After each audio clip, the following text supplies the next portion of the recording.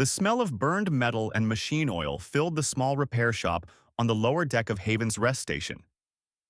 Kong Tae wiped the sweat from his forehead and looked at the broken cooling unit in front of him. It was old, probably older than the station itself, but he could fix it. He could fix almost anything. Tae was 34 years old, though his rough hands made him look older. He had spent 10 years in the Earth military as an engineer, fixing ships and weapons during the border conflicts. But he had grown tired of fixing things just so they could destroy other things. 5 years ago, he left the military and found this small shop on Haven's Rest, a neutral trading station where dozens of alien species came to trade and rest. His shop was not fancy. The walls were covered with shelves holding spare parts, tools, and half-finished projects. The floor was stained with years of oil and coolant. A small workbench sat in the middle, covered with tools that Tae had collected or made himself. He lived in a tiny room in the back, barely big enough for a bed and a small stove. But Tae was happy here. He fixed things for fair prices. Sometimes, when people could not pay, he fixed things for free. The station workers knew him as an honest man who did good work. That was enough for him. The door to his shop opened with a soft hiss. Tae looked up from his work and saw 3 children standing in the doorway. They were not human children. They were Altherians, tall and thin, with skin that seemed to shimmer with tiny crystal patterns. They had 4 arms each, and their eyes were large and bright, colored like precious gems. The oldest child, a girl who looked about 12, stepped forward. She held something carefully in her upper set of hands. Behind her, a younger boy and an even younger girl followed, each carrying something as well. Near the door, a tall Altherian adult stood watching them. The adult wore simple clothes but stood very straight, like a soldier. Tae put down his tools and smiled. He had seen many aliens in his years on the station, but Altherian children were rare. Most Altherians kept to themselves and looked down on other species, especially humans. "Hello," Tae said, in Galactic Standard, the language most species used to talk to each other. "Can I help you?" The oldest girl stepped closer. She spoke carefully, choosing her words slowly. "You fix things?" she asked. "Yes," Tae said. "I fix many things." "What do you have there?" The girl held out a mechanical bird. It was beautiful, made of some metal Tae did not recognize. Its wings were spread but frozen in place. "It is broken," the girl said quietly. "It used to fly and sing. Now it does nothing." The boy came forward next. He held a small globe that should have been floating in the air, showing stars and planets, but it sat dead in his hands. "Mine is broken too," he said. The youngest girl, who looked about 6, showed Tae a small box. "It played music," she whispered. "Beautiful music. Now it is quiet." Tae could see that these items were very important to the children. The way they held them, the sadness in their voices, told him these were not just toys. These were treasures. "Can you fix them?" the oldest girl asked. She reached into a pocket and pulled out a handful of credits. They were small coins, not worth much. "This is all we have," she said. Tae looked at the credits, then at the children's hopeful faces. He smiled and waved his hand. "Kids' toys don't cost anything in my shop," he said. "Let me see what I can do." The children's faces lit up with surprise and joy. The oldest girl bowed her head. "Thank you," she said. "My name is Hana. This is my brother Wu, and my sister Rena." "I am Tai," he said, taking the mechanical bird from Hana's hands. "Now let me see what is wrong with your friends here." Tae brought the items to his workbench. The children gathered around, watching with wide eyes. The adult guardian stayed by the door but watched everything carefully. Tae noticed the guardians sometimes touched something near their ear, as if talking to someone Tae could not see. Tae examined the mechanical bird first. He opened a small panel on its belly and looked inside. "Ah," he said, "I see the problem. The power crystal is cracked, and the wing mechanism is jammed." He looked at Hana. "How long has it been broken?" 3 months, Hana said sadly.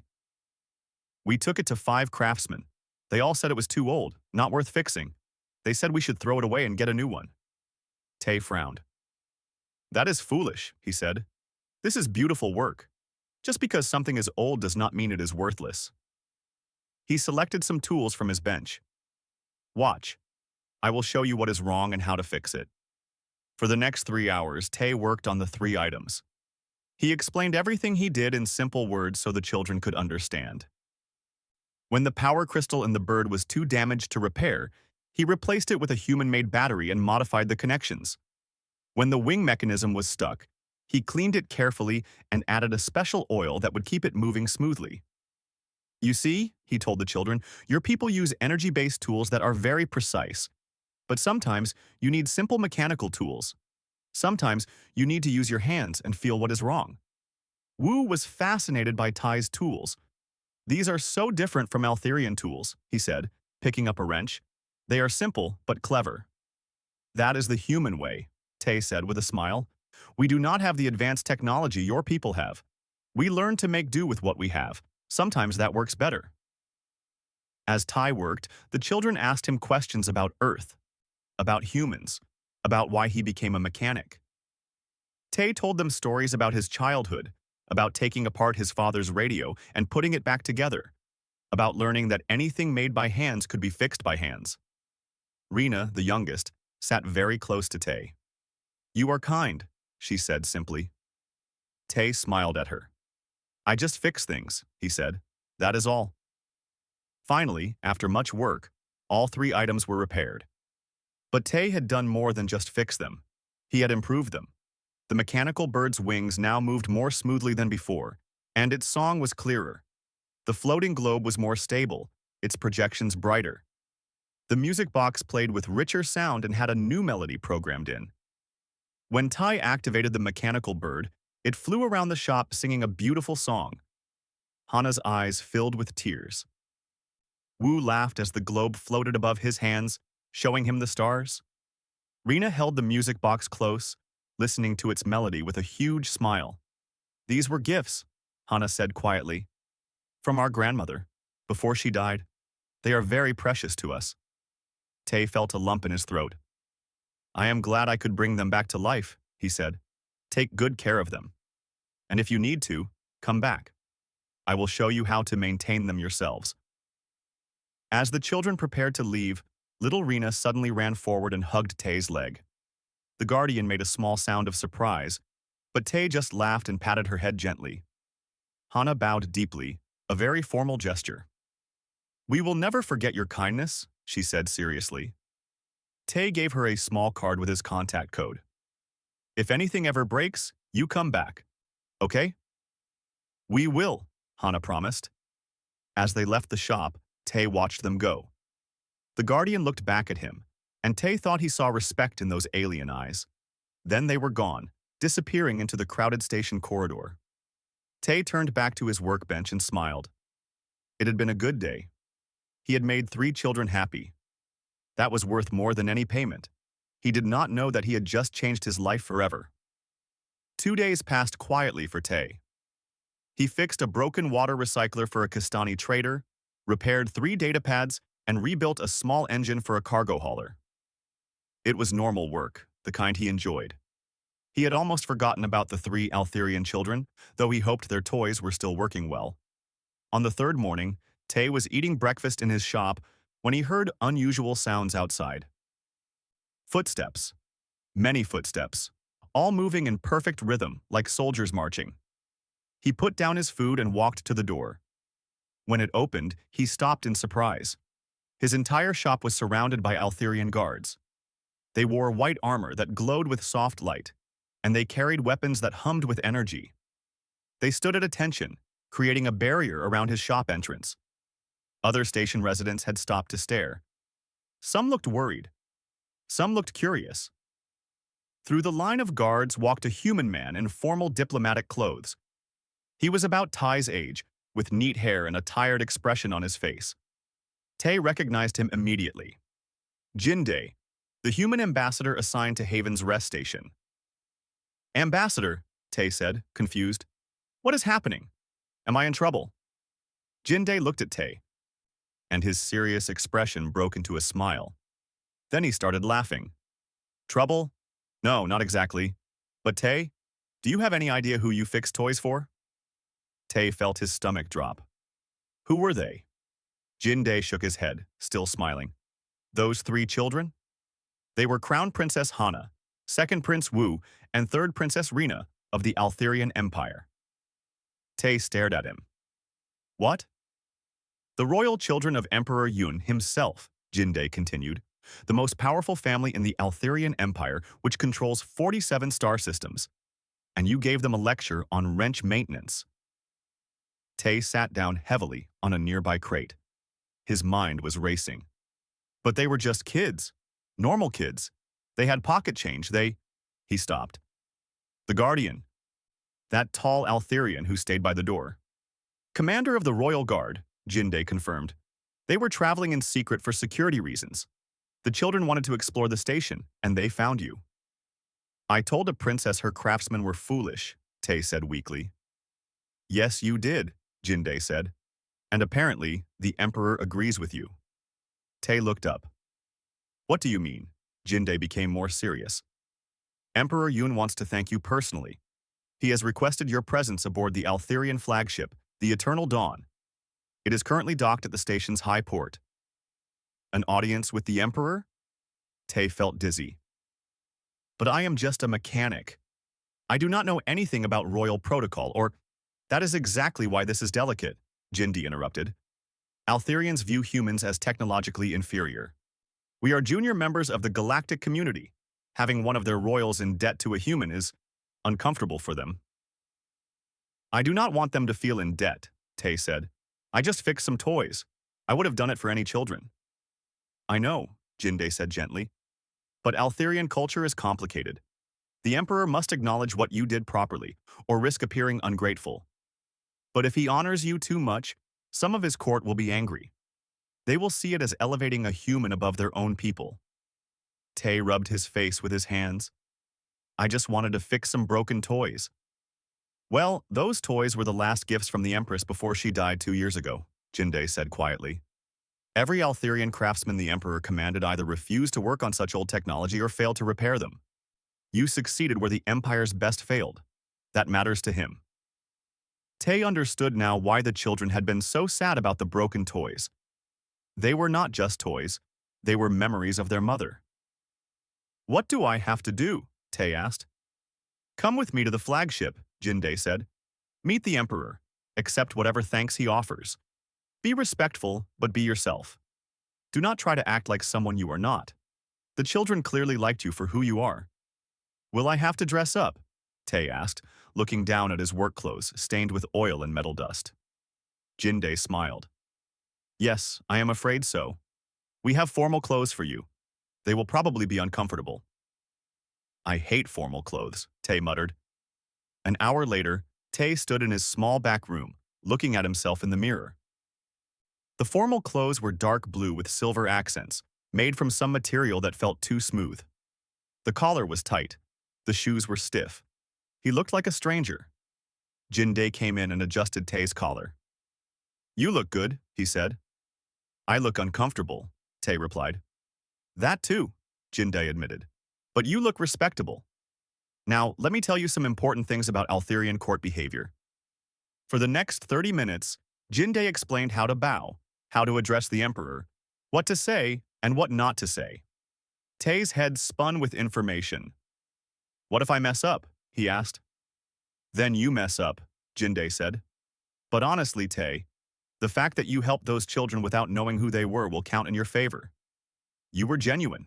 That is rare in royal courts. A guard appeared at the door. The shuttle is ready, she said. Tay followed Jin-Dae out of his shop. The guards formed around them in a protective formation. Other station residents watched as they walked through the corridors toward the high port. Tay saw people whispering, pointing. He wanted to disappear. The shuttle was sleek and white, with the royal crest on its side. Inside, it was more comfortable than any vehicle Tay had ever been in. The seats adjusted to his body. Soft music played from hidden speakers. He sat next to a window and watched as the shuttle left the station. Then he saw the eternal dawn, and his breath caught in his throat. The ship was enormous. It was 3 kilometers long, shaped like a graceful bird with wings spread wide. Its hull was white and silver, covered with patterns that seemed to flow like water. Lights glowed from thousands of windows. Smaller ships moved around it like fish around a whale. "That is one ship?" Tay whispered. "One ship," Jinday confirmed. "It carries 10,000 crew members and serves as the mobile palace for the royal family. The technology on that ship is centuries beyond anything Earth has." Tay felt very small. The shuttle docked smoothly. When the door opened, more guards waited. They escorted Tay and Jinday through corridors that looked like works of art. The walls glowed with soft light. The floors were so polished that Tay could see his reflection. Everything was beautiful and perfect. They passed other Altherians in the corridors. All of them stopped and stared at Tay. Some looked curious, some looked disapproving. Tay kept his eyes forward and tried not to trip in his stiff shoes. Finally, they reached a large door guarded by two massive soldiers. The guards opened the door and Tay saw a huge chamber beyond. It was filled with Altherians in elaborate clothes. At the far end, on a throne that seemed to be made from living crystal, sat a tall figure, Emperor Yun. Next to the throne, Tay saw three familiar faces. Hana, Wu, and Rena stood in formal robes, but when Rena saw Tay, her face broke into a huge smile. She started to wave, but Hana gently lowered her sister's hand. Jinday leaned close to Tay. "Ready?" he whispered. "No," Tay whispered back. "Good, let us go." They walked forward into the court, and Tay felt hundreds of alien eyes watching his every step. He had faced combat situations that were less frightening than this, but he kept walking, remembering Jinday's advice. Be yourself. It was the only thing he knew how to be anyway. As they approached the throne, Tay saw Emperor Yun watching him with an expression he could not read. The emperor was tall and dignified, with the same crystal patterns on his skin as his children. But his eyes looked sad, even when his face was calm. Jinday bowed deeply. Tay copied him, hoping he was doing it right. "Your Imperial Majesty," Jinday said formally, "I present Kang Tay, mechanic of Haven's Rest Station, as you requested." Emperor Yun stood from his throne. The entire room became silent. "Kang Tay," the emperor said. His voice was deep and carried easily through the chamber. "You have done my family a service that I cannot repay with simple credits. You gave my children something precious. You gave them back pieces of their mother." Tay swallowed hard. "I just fixed some toys, Your Majesty," he said quietly. "You gave them more than that," Emperor Yun said, "and I would know how to properly thank you." Tay realized that everyone in the room was waiting to hear what he would say next. This was important. This was bigger than just him. He took a breath and spoke from his heart. Tay stood before the Emperor of the Altherian Empire, surrounded by nobles and officials who looked at him with cold eyes. He could feel their judgment. To them, he was just a human, lesser, inferior, someone who did not belong in this magnificent court. But when Tay looked at the three children standing near their father, he saw friendly faces. Hana smiled at him gently. Wu gave him a small nod of encouragement. Rena looked like she wanted to run over and hug him again. That gave Tay courage. "Your Majesty," Tay said, keeping his voice steady, "I do not want payment. I did not fix those toys expecting a reward. I did it because children should not lose precious things if they can be saved." A murmur ran through the court. Some Altherians looked surprised. Others looked offended that a human would refuse the emperor's gratitude. A tall Altherian woman stepped forward from the crowd. She wore robes that showed her high rank, and her face was cold and proud. "Your Majesty," she said with a slight bow. "High Chancellor Mira speaking. This human's words are pretty, but we must be practical. He provided a service. He should receive appropriate compensation and be dismissed. We should not make more of this than necessary." Tay understood what she was really saying. She wanted to pay him some money and send him away quickly. Treating him like a servant who had done a simple job, it was meant to be insulting. Emperor Yun's eyes narrowed slightly. "Chancellor Mira," he said quietly. This human succeeded where every Altherian craftsman I commanded either refused or failed. Should that not mean something? The items were old technology, Mira said dismissively. Primitive mechanical devices. Our craftsmen work with advanced systems. They did not fail. They simply found the task beneath their skills. Tay felt anger rising in his chest.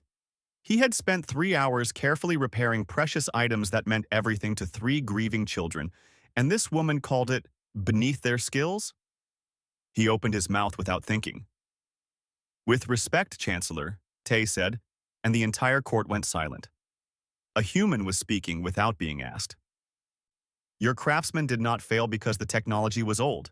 They failed because they forgot something important. Mira turned to look at him, her eyes icy. And what did they forget, human? They forgot that the value of an object is not in how advanced it is, Tay said. It is in what it means to someone. Those were not just old toys. They were memories. They were love. They were the last gifts from a mother to her children. Your craftsmen saw worthless junk. I saw treasures that needed to be saved. The court erupted in whispers. Some Altherians looked shocked that a human would speak so boldly. Others looked thoughtful. Emperor Yun raised one hand, and the court fell silent immediately. Continue, he said to Tay. Tay took a breath. He had already said too much, so he might as well say everything. Your Majesty, I have worked on this station for 5 years. I have seen technology from dozens of species. Altherian technology is the most advanced. Your ships, your tools, your systems are amazing. But sometimes, advancement is not the answer. Explain, the Emperor said, leaning forward slightly. Humans do not have energy-matter converters, Tay said. We do not have quantum fabricators or dimensional tools. We have wrenches and hammers and welding torches. We learned to build with limited resources. We learned to improvise, to see potential where others see garbage. We learned that sometimes the simple way works better than the complicated way. You are saying human methods are superior to Altherian technology? Mira asked sharply. No, Tay said. I am saying they are different. And different is not always worse. Emperor Yun stood from his throne and walked down the steps toward Tay. The guards tensed, but the Emperor waved them back. He stopped a few feet from Tay, studying him carefully. Show me, the Emperor said. Show you what, Your Majesty? Tay asked, confused. Show me this human engineering philosophy you speak of, Emperor Yun said. Prove that your methods have value. Tay hesitated. Then he reached into his pocket. He pulled out a small device, about the size of his palm. It looked rough, made from mismatched parts, and held together with weld marks and wire. What is that? Prince Wu asked, stepping closer to look. A universal adapter, Tay said. I made it from spare parts I found in the station's recycling bins, broken pieces from 6 different species technology. By themselves, they were junk. But I put them together in a new way. He held it up for everyone to see. This device can interface with Altherian systems, Kastani computers, Relvery data networks, and 5 other species technologies. It cost me nothing to make, and it works. Emperor Yun gestured to someone in the crowd. Chief Engineer Kira, examine this device. An older Altherian in technical robes came forward. She took the adapter from Tay carefully, as if it might break. She pulled out a scanner and studied it, her 4 hands moving quickly over the device. After a long moment, she looked up. It is crude, she said. The construction is rough. The materials are mismatched. She paused. But it works. In fact, it works remarkably well. The design is clever, inelegant, but highly functional. Could you build something like this? Emperor Yun asked her. Engineer Kira looked uncomfortable. I could build something that does the same job, Your Majesty, but it would require proper materials, fabrication time, and precise tools. This human built it from garbage. Exactly, Tay said. That is human engineering. We make do. We improvise. We do not wait for perfect conditions or perfect materials. We use what we have. Emperor Yun took the adapter from Engineer Kira and studied it himself. My wife, he said softly, used to tell me that the most beautiful solutions are often the simplest ones. I did not always understand what she meant. He looked at Tay. Perhaps I am beginning to. He handed the adapter back to Tay and turned to face his court. For 3 months, I have commanded my best craftsmen to repair my children's toys. Every one of them refused or failed. They said the items were too old, too primitive, not worth their time. But this human saw worth where they saw none. He saw value where they saw junk. He gave my children a gift that none of you could give them. Mira stepped forward again. Your Majesty, with respect, one successful repair does not— It is not about one repair, Emperor Yun interrupted, his voice hard. It is about perspective. It is about remembering that advancement without wisdom is just complexity without purpose. He looked at Tay again.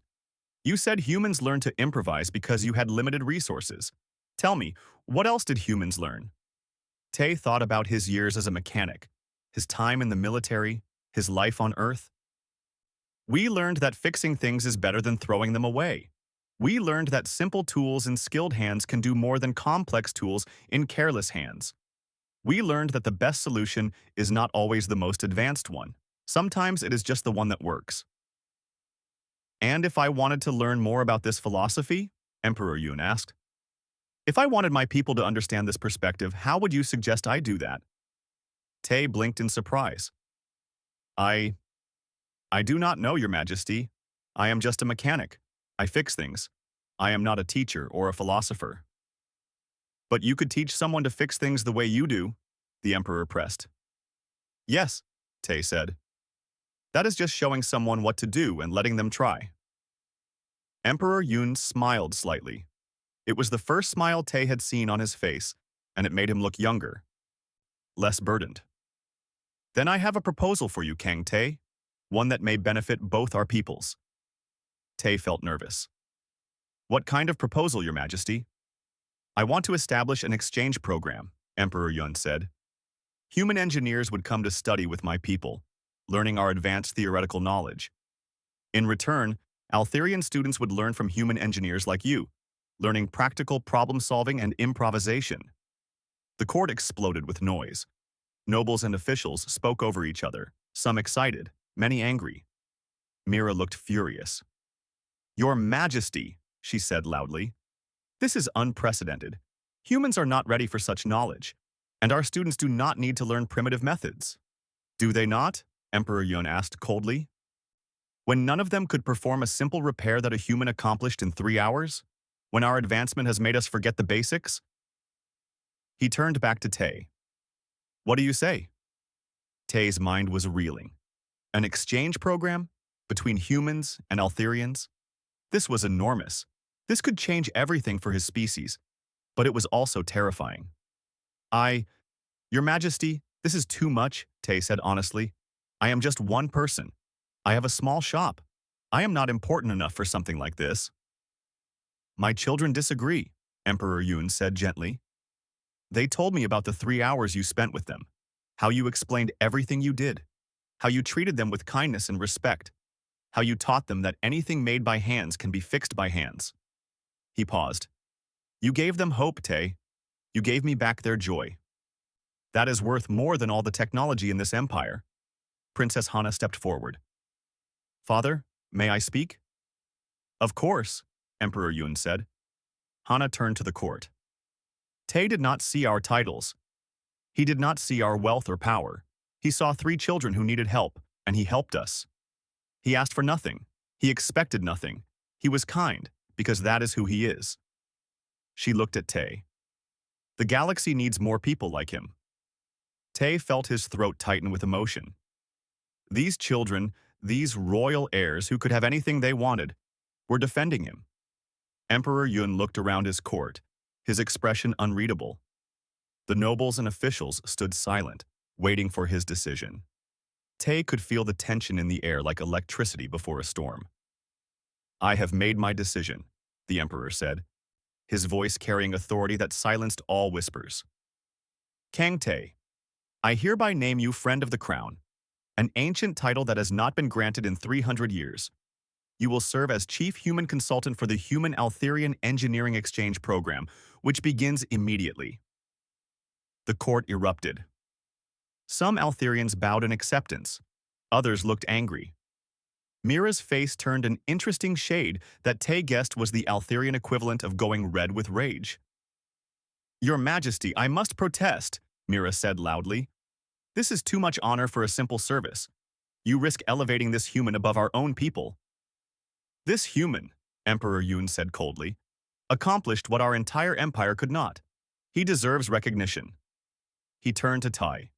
"Do you accept?" Tay's mind was spinning. Friend of the Crown? Exchange program? This was insane. He was a mechanic who fixed broken things in a small shop. He was not qualified for this. But when he looked at Hana, Wu, and Rena, all smiling at him with hope in their eyes, he knew he could not refuse. "I accept, Your Majesty," Tay said, "on one condition." The court gasped. Several nobles made shocked noises. No one made conditions with the Emperor, but Emperor Yun just raised an eyebrow. "What condition?" "I keep my shop on Haven's Rest," Tay said firmly. "I am a mechanic. That is what I am good at. Everything else is extra, but I need to keep fixing things. It is who I am." For a moment, Emperor Yun just stared at him. Then he laughed. It was a real laugh, warm and genuine, and it seemed to surprise everyone in the court. Even Mira looked shocked. "Agreed," Emperor Yun said, still smiling. "You will keep your shop. You will teach when needed, but you remain a mechanic first. Is that acceptable?" "Yes, Your Majesty," Tay said, relief flooding through him. "Then it is settled," Emperor Yun declared. He turned to the court. "Let it be known throughout the Empire. The exchange program begins in 1 month. Any Altherian student who wishes to learn practical engineering may apply, and we will welcome human engineers who wish to study with us." Jinday stepped forward and bowed. "Your Majesty, on behalf of humanity, I thank you for this opportunity. This will strengthen the bonds between our peoples." "That is my hope," Emperor Yun said. Then he looked at Tay again, and his expression softened. "Chancellor Mira, you and the other nobles are dismissed. I wish to speak with Kang Tay privately." The court began to file out, many nobles casting curious or disapproving glances at Tay as they passed. Mira left last, her back rigid with anger. When the great doors finally closed, only Tay, Jinday, the 3 children, and Emperor Yun remained, along with a few guards standing at a respectful distance. Emperor Yun came down from his throne and sat on the steps, gesturing for Tai to sit as well. It was so informal that Tai hesitated. "Please," the Emperor said. "I am tired of formality. Sit." Tay sat on the steps, his stiff, formal clothes making it awkward. The children came over immediately. Rena sat right next to Tay, while Hana and Wu sat nearby. "How are the toys?" Tay asked them. "Perfect," Hana said happily. "The bird sings every morning. It reminds me of Mother." "My globe shows me new stars every day," Wu added. "And my music box plays when I cannot sleep," Rena said softly. "It helps me not feel sad." Emperor Yun watched his children with an expression of deep emotion. "That is why I brought you here, Tai," he said quietly. "Not for politics or programs or exchange agreements. I brought you here to thank you for giving me back my children's smiles." Tay felt uncomfortable with such gratitude. "I just fixed some broken things, Your Majesty." "No," Emperor Yun said firmly. "You did more than that. You must understand. When my wife died 2 years ago, my children lost their light. They became quiet and sad. Nothing I did seemed to help. Those toys were her last gifts to them before her illness took her. When they broke, I saw it as one more thing I had failed to protect." He paused, looking at his hands. "I commanded my best engineers to repair them. Everyone refused or failed. Some said the items were too old. Some said they were too simple, beneath their skills. Some said they could not guarantee the work because the technology was outdated. Excuses. All excuses. They were afraid to fail in front of you," Tay said gently. "Sometimes fear of failure makes people refuse to try." "Perhaps," Emperor Yun said. "But you did not know who I was. And you tried anyway. You succeeded because you cared about the children, not about impressing their father. They are good children, Tay said simply. They deserve to have their treasures back. When they came home that day, carrying their repaired toys, Emperor Yun continued, they were so happy. Hana told me about the kind human mechanic who fixed things for free. Wu told me about the simple tools that worked like magic. Rena said you gave the best hugs. He smiled at his youngest daughter. That was the first time I had heard them laugh since their mother's funeral.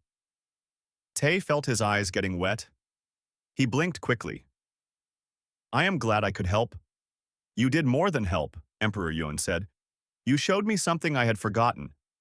I have been so focused on ruling an empire, on politics and power, that I forgot to see my children as just children. You treated them exactly as they needed to be treated, as kids who needed help. That is all they were to me, Tay said. Just 3 kids with broken toys. Exactly, Emperor Yun said. And that is why this exchange program is so important.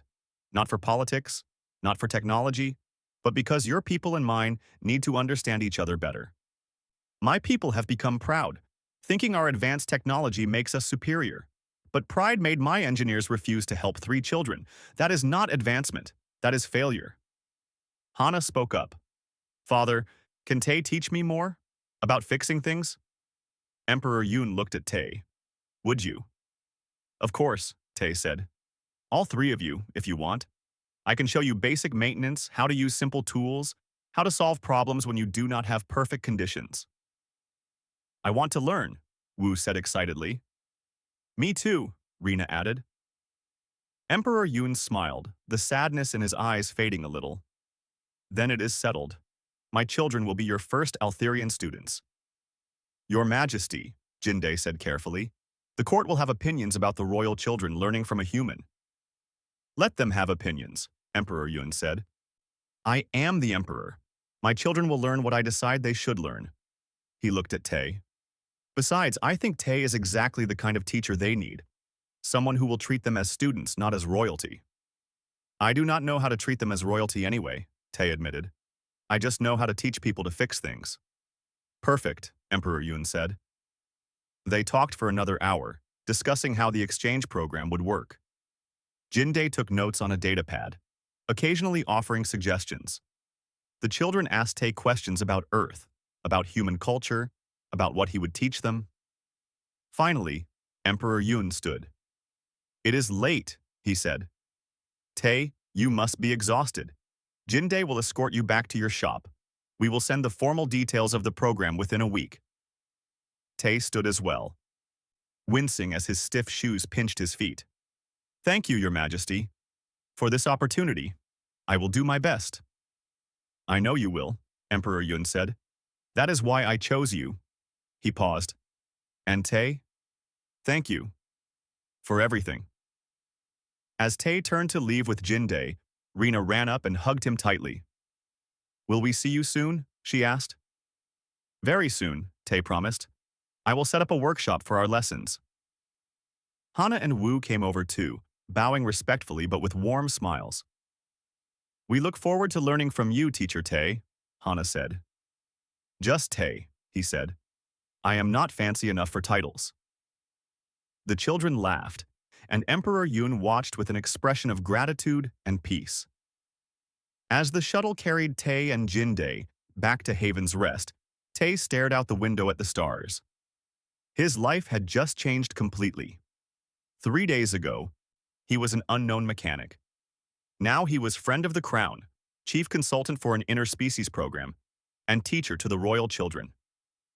Are you okay? Jinde asked. No, Tay said honestly. I am terrified. What if I fail? What if I'm not good enough for this? You repaired priceless items that the Empire's best could not fix, Jinde said. You stood before the Emperor and spoke your mind when nobles were too afraid. You made 3 grieving children smile again. I think you are exactly good enough. I am just a mechanic, Tay said. Yes, Jinde agreed. And sometimes that is exactly what the galaxy needs. When they arrived back at the station, a crowd had gathered outside Tay's shop. Word had spread about where he had been. People called out questions, wanting to know what happened. Tay just waved and went inside his shop, closing the door behind him. He changed out of the formal clothes immediately, putting on his comfortable work clothes that smelled like oil and metal. He looked around at his small, messy shop with its shelves of spare parts and half-finished projects. This was home. This was who he was. And somehow, he had to figure out how to stay himself while the galaxy changed around him. 6 months had passed since Tay's audience with Emperor Yun, and his life had become something he never could have imagined. His small repair shop on Haven's Rest was still there, still messy, still smelling of oil and burned metal. But now it was also a classroom. On most days, Tay could be found teaching a mix of human and Altherian students the practical arts of mechanical repair and improvisation. Today, like many days, was chaotic in the best way. "No, no, do not force it," Tay said, leaning over a young Altherian student's shoulder. "Feel the resistance. The bolt is cross-threaded. You need to back it out and start again." The student, a youth named Kai, groaned in frustration. "This is impossible. Why do you not use energy tools? They align automatically." "Because energy tools are not always available," Tay said patiently. "What if your power cells die? What if you are working with materials that cannot handle energy contact? You need to know the basic way first. Then you can appreciate the advanced way." At another workbench, a human engineer named Bo was working alongside an Altherian instructor from the Eternal Dawn, learning quantum calibration techniques. They were deep in discussion, comparing human trial and error methods with Altherian mathematical precision. "The human approach seems random," the Altherian instructor said, "but it often finds solutions we would miss with pure calculation. And your math helps us understand why our random solutions work," Bo replied. "Together, we are stronger than apart." Tay smiled, listening to them. That was the whole point of the exchange program. Not just teaching techniques, but building bridges between species. The door to the shop opened, and 3 familiar figures entered. Princess Hana, Prince Wu, and Princess Rena had become regular visitors to Tai's shop. They came twice a week for lessons, and despite their royal status, they wore simple work clothes and got just as dirty as any other student. "Teacher Tay," Rena called out, running over to him. At 8 years old now, she was still the most affectionate of the 3 children. "Hello, Rena," Tay said warmly. "Ready for today's lesson?" "Yes," she said. "Are we working on the hoverbike?" "We are," Tay confirmed. "Hana tried to upgrade it last week and now it will not start. So today, we figure out what went wrong." Hana looked embarrassed as she approached. "I followed the manual exactly," she said. "I do not understand why it failed." "That is what we will discover," Tay said. "Woo, you will help too. This is a good learning opportunity." For the next hour, Tay guided the 3 children through the diagnostic process. He taught them how to check power connections, test circuits, and identify where the modification had gone wrong. It turned out that Hana had installed a component backward. "An easy mistake," Tay assured her. "I have done it 100 times. The important thing is learning how to find the error and fix it." "At the palace, if something breaks, servants just replace it," Hana said. "But here, I learn why things break and how to prevent it next time." "That is wisdom," Tay said. "Not just knowledge, but understanding." As the children worked, Tay noticed someone standing in the doorway. It was Ambassador Jinde, smiling as he watched the lesson. "Jinde," Tay greeted him. "What brings you here today?" "Good news," Jinde said. "The first formal report on the exchange program just came in. I thought you would want to hear it." Tay wiped his hands on a cloth. "And?" "Extremely positive," Jinde said. "Human engineers are advancing faster than expected with access to Altherian theoretical knowledge. And Altherian students are showing remarkable improvement in practical problem-solving. Several Altherian companies are already requesting human consultants for design projects." "That is wonderful," Tay said. "There is more," Jinde continued. 3 other species have asked to join the program. The Kastani, the Relvari, and the Mordesh all want to participate in the exchange. Tay felt overwhelmed. 3 more species? "Jinde, I am just one person. I cannot teach everyone." "You are not alone anymore," Jinde said. 20 human mechanics have been trained in your methods and are teaching now. And more are coming. You started something important, Tay. It is growing beyond you. Before Tay could respond, an alarm sounded from one of the workbenches. Kai had accidentally activated a power cell incorrectly, and it was overheating. Without thinking, Tay moved quickly, disconnected the cell safely, and placed it in a containment box. That, he said calmly to Kai, is why we always have safety protocols. You are okay? Kai, looking shaken, nodded. Yes, teacher. Thank you. I am sorry. Do not apologize, Tay said. Mistakes happen. You learn from them. Now, tell me what you did wrong and how to prevent it next time.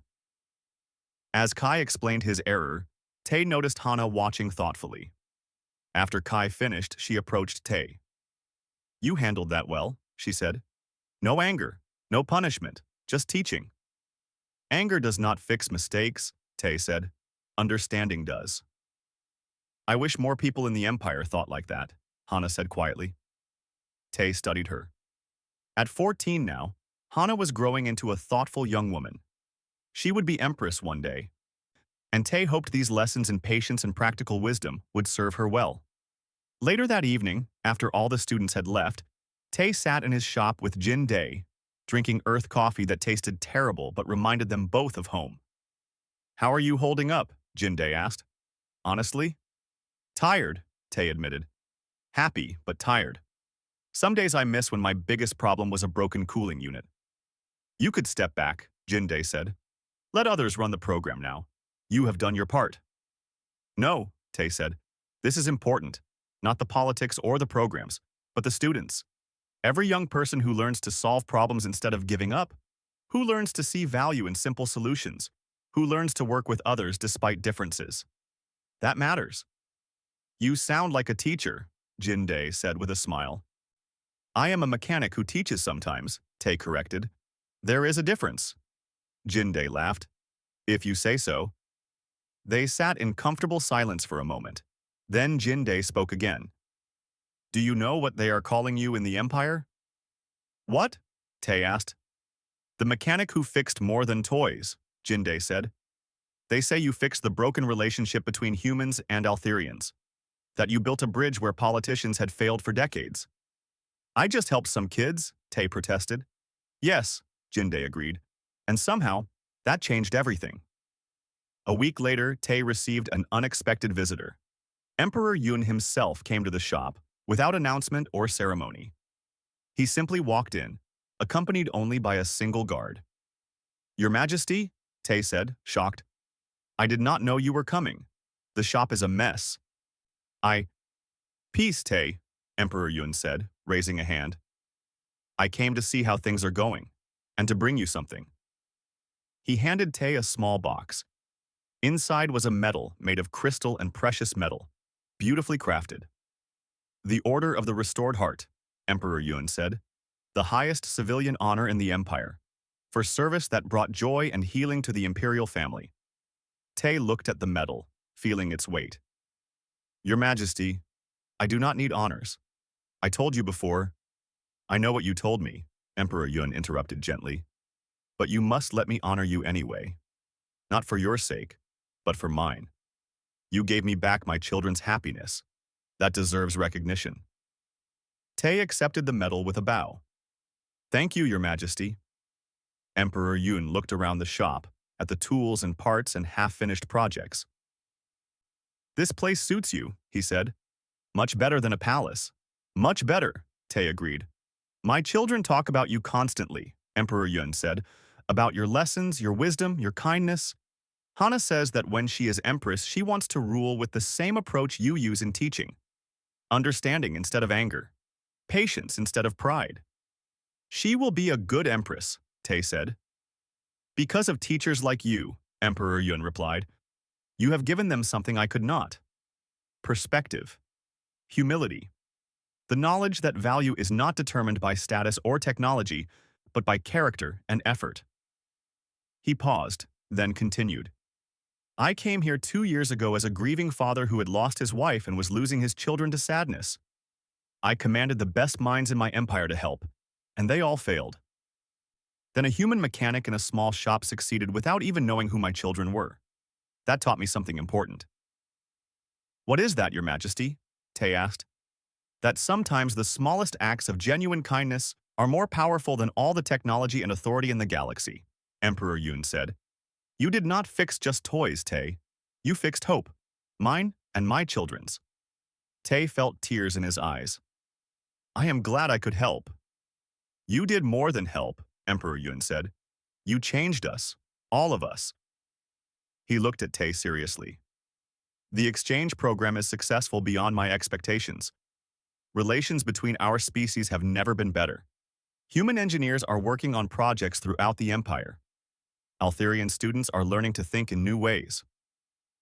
All because you fixed 3 toys for free. I had no idea it would become this, Tay said honestly. The best changes often start small, Emperor Yun said. A kind act, a helping hand, a moment of genuine connection. These things ripple outward in ways we cannot predict. The Emperor prepared to leave, then turned back. One more thing. My children want to continue studying with you. Is that acceptable? Always, Tay said. They are good students and good people. They are better people because of you, Emperor Yun said. Then he smiled. Continue being yourself, Tay. Just a mechanic who helps people. That is what the galaxy needs. After the Emperor left, Tay sat in his shop, holding the crystal medal. Through the window he could see the stars beyond the station, bright and endless. 3 broken toys. 3 sad children. 1 simple act of kindness. And somehow the galaxy had shifted. Tay put the medal carefully on a shelf, next to a photo of him with Hana, Wu, and Rina from their first lesson. Then he turned back to his workbench, where a broken datapad waited for repair. He was still just a mechanic. That had not changed. But now he was a mechanic who had built a bridge between worlds, one fixed item at a time. And that, Tay thought with a small smile, was enough. More than enough.